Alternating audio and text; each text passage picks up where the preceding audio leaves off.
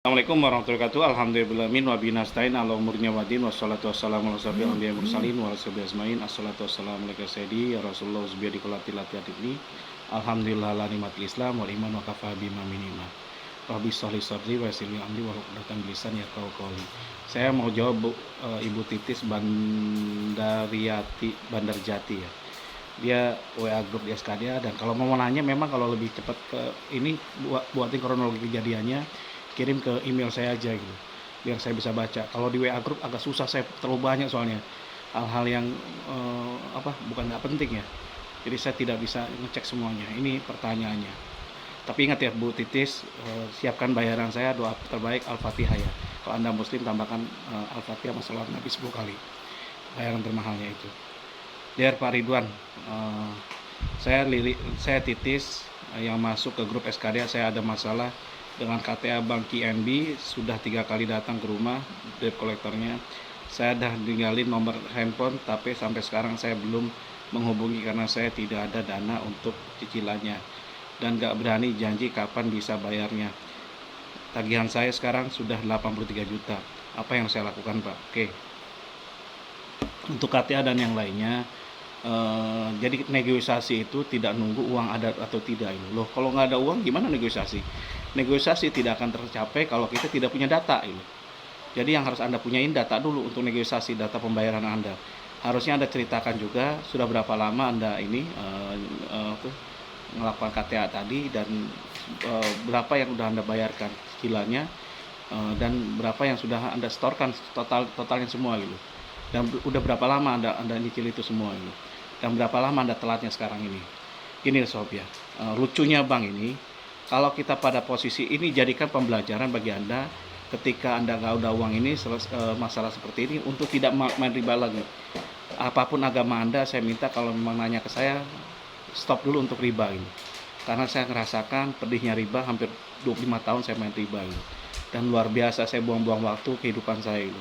Kesuksesan saya tergadai oleh riba tadi. Mudah-mudahan sob-sob yang muda yang lain tidak terpengaruh oleh itu. Oke, saya nggak percaya. Ini wallahualam. Anda lakukan yang Anda lakukan, saya lakukan apa yang saya lakukan. Itu kan pendapat saya. Jadi intinya, saya dulu nggak pernah riba, malah saya kaya gitu. Tapi setelah kena riba, waduh, habis waktu, habis semua tenaga dan yang lainnya hanya untuk bayar riba gitu. Dan ketika nggak ada uang ini, ada susah ini, teguran bagi Anda gitu untuk remove dari riba.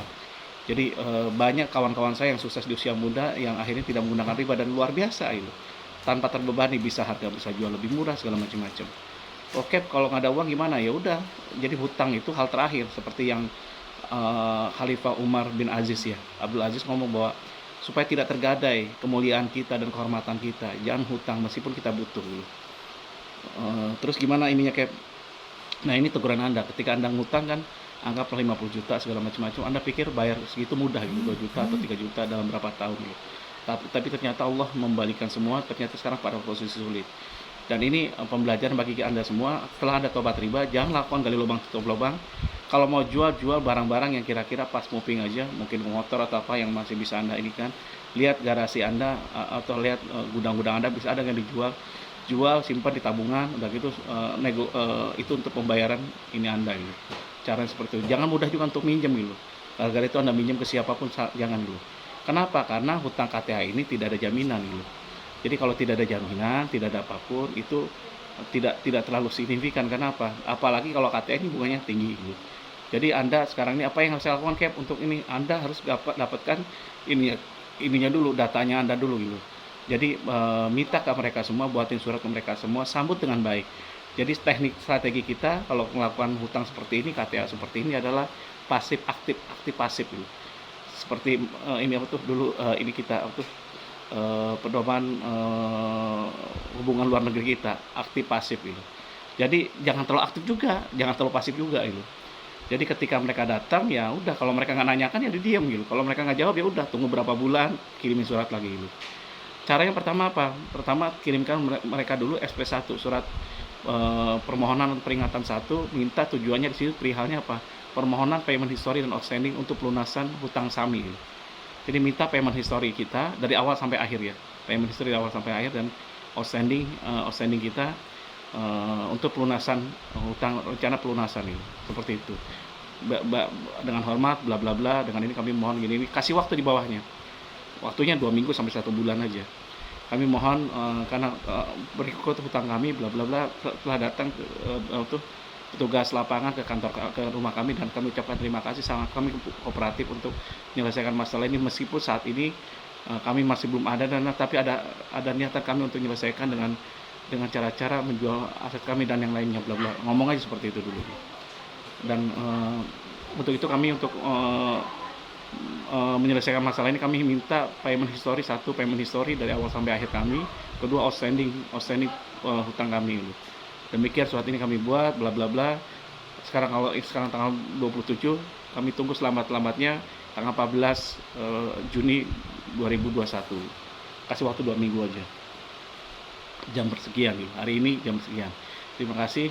Silakan email payment history outstanding bisa dikirim ke alamat kami di sini, atau email ke email Anda berapa gitu. Seperti itu. Karena apa? Itu dasar kita untuk nego gitu.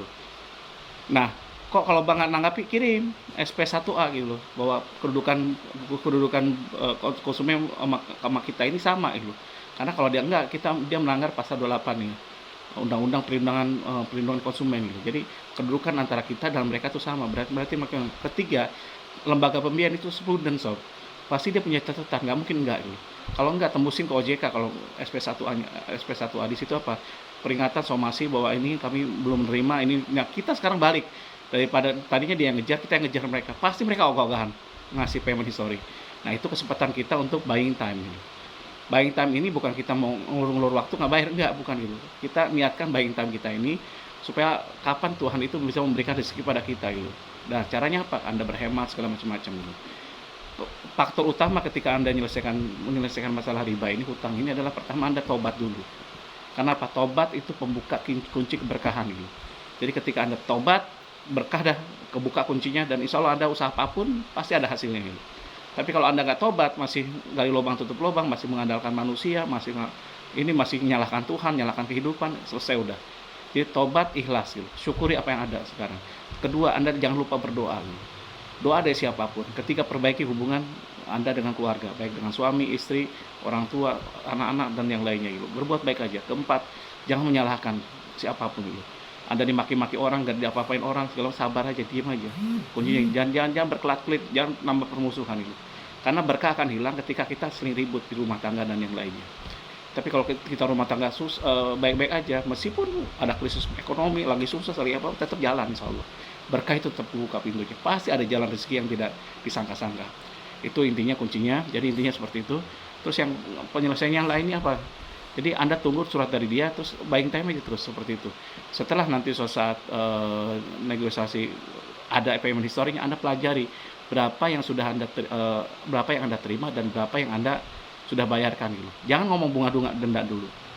Lihat seperti itu. Kenapa? Karena gini loh, kalau bunga denda tadi itu akan berhenti ketika kita call 5. Makanya yang KTA, kartu kredit segala macam-macam tidak mau dia itu call 2 Anda di atas call 5 gitu, call 4 gitu. Call 2 dia kejar-kejar terus, call 3 call 4 ditarik sampai call 2 supaya ada bunga terus gitu. Tapi ketika sudah call 5, Anda sudah dinyatakan nasabah yang tidak mampu. Kalau tidak mampu berarti tidak boleh dibebankan lagi. Jadi kalau kartu kredit malah ada OJK kayaknya buatin peraturan ya, yang ada minimalnya maksimalnya gitu, 100.000 atau 50.000 gitu untuk denda. Jadi tidak bisa denda berkali denda lagi, karena itu mencekik namanya. Jadi bank kita sudah OJK sudah, BI sudah, dan OJK sudah membuat aturan yang luar biasa bagusnya gitu. Ya seperti itu. Makanya ketika mereka udah call 5, mereka sabar gitu. Sabar ingin menyelesaikan cepat-cepat. Semakin lama semakin bagus sob. Bagi kita semakin bagus, bagi mereka semakin sengsara. Sehingga apa? Negosiasi banyak teratasi. Sahabat saya kapan hari kartu kredit dari 27 juta, karena limitnya memang 7 juta gitu. Bank itu ngomong bahwa itu 27 segala macam. Nego terus. Akhirnya balik ke limit 7 juta karena dia minta payment history, ketakutan karena kalau itu dilaporkan ke Bank Indonesia segala macam-macam. Lo limit gua 7 juta bisa, karena lu ngutang udah 5 tahun nggak bayar-bayar katanya kan gitu. Kan kita ada niat sekarang nih untuk bayar. Jadi niat pertama supaya kita tidak masuk ke ranah manapun, kita adalah tidak wan prestasi. Kita ada niat untuk bayar, meskipun bayarnya berapa itu nanti ke depannya. Yang kita mintakan, terus jangan janjikan pembayaran yang kita tidak sanggup melunasinya gitu. Karena apa? Nanti macet lagi, kena surat lagi, udah gitu kena denda lagi segala macam. Itu aja terus yang berulang. Akhirnya Anda tidak akan lepas dari situ semua. Selesai Anda seperti dapat ini, kumpulkan payment antara apa yang dipinjam, apa yang sudah dibayarkan. Setelah itu Anda totalkan. Kalau memang melebihi, ngomong mereka bahwa saya sekarang ini dalam kondisi sangat sulit sekali dan kami minta negosiasi. Menurut perhitungan kami antara yang kami pinjam sebesar 50 juta dengan yang sudah kami bayarkan 70 juta terdapat kelebihan gitu. Jadi di sini kami nyatakan bahwa kami sudah lunas untuk membayar gitu. Atau kalau memang ada yang diperlukan silakan kita negosiasi, email lagi, diskusi lagi. Nah, orang bank sebenarnya orang pintar gitu, orang itu ini pintar keuangan, cuma dia mendinai gitu, pura-pura nggak tahu. Nah, buka datanya pelan-pelan. Makanya ketika Anda nego harus punya data. Tanpa data tidak bisa nego gitu. Anda kayak orang bodoh negonya, kuat-kuatan gitu. Dan ketika ditanya sama orang, ada pihak ketiga atau yang lain yang mau menyelesaikan, data lu mana, nggak ada, bingung Anda. Lu ngomong apa? Menurut perasaan nggak bisa, so. Jadi seperti itu supaya jelas ya. Demikian dari saya, kalau salah banyak salahnya, kalau kurang banyak kurangnya. Wabillahi taufiq wal hidayah. Wassalamualaikum warahmatullahi wabarakatuh.